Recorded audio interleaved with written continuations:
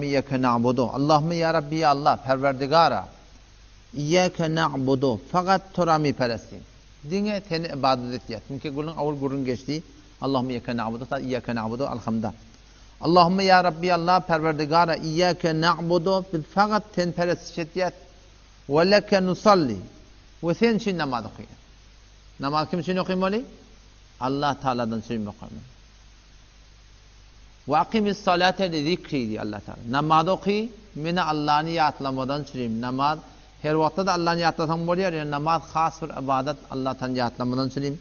Ve leke nusalli ya Rabbi, sen için namaz okuyat, ve nescudu, sana secde etiyat. Allah'tan gayrı secde etmektik haram. Allah'tan gayrı tazim etmektik de haram. Allah'tan gayrı şöyle başını şöyle eğmektik de, şu da günah Müslümanlığı olur. Başını fakat Hudaya eğmedi. Salamlaşanda da, zat edende de şöyle, selamun aleyküm. Şunu ulamalı fehim ettim. Başın kaldır. Namazda, şu böyle, cin arkan aytiyat şöyle. Yüzlüğün aytiyat namazda. Secde etiyatın buraya. Her kimin onu beytmiyor tabi. Fakat Huday Teala'nın hakkı şu.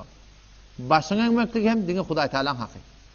Hem hukmunda şöyle, hem cisminde şöyle. Hukmu kadar kahade bir Huday'dan gayrı tabi olmalı. Peygamber'in şeriatından gayrı tabi olmalı.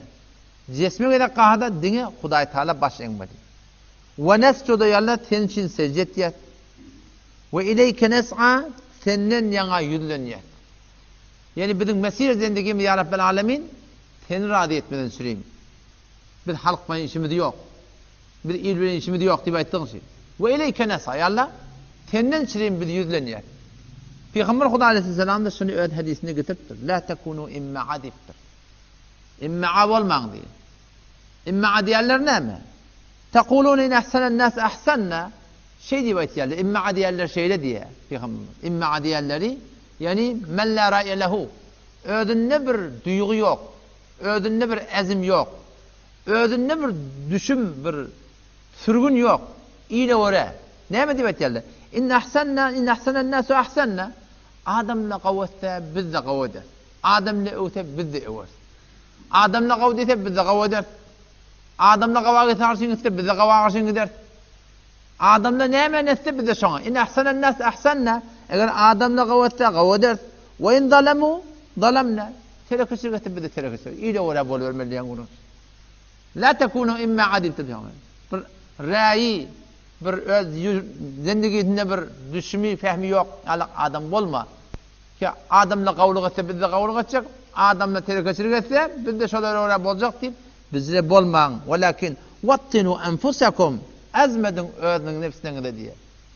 Niyet edin. Yüreğiniz doğun. O ne mi? İn ahsenen nas en tuhsinu. Adamla kavga etse siz de kavga etmekle niyet edin. Bu şurada ne? Öyle çiçek olmalı. Ve in asa'u. Eğer adamla terekesir etse ne mi? Fel tezlimu diye. Zulmetme yani. Halk teleke oluyor değil, teleke olma. Halk kavga olsa siz de kavga edin. Kavluklara koşulmaklık o da kan bir devlet. Ama halk teleke olsa, halk teleke aytsa, halk gıybet etse, halk tövbe etse, halk aytya.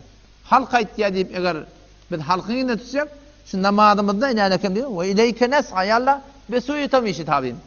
Senden ne abid yüzleniyat deyip ayttığımız Peygamberimizin şu aydanına öyle ve la tekunu imma adittir. İmma olmağın.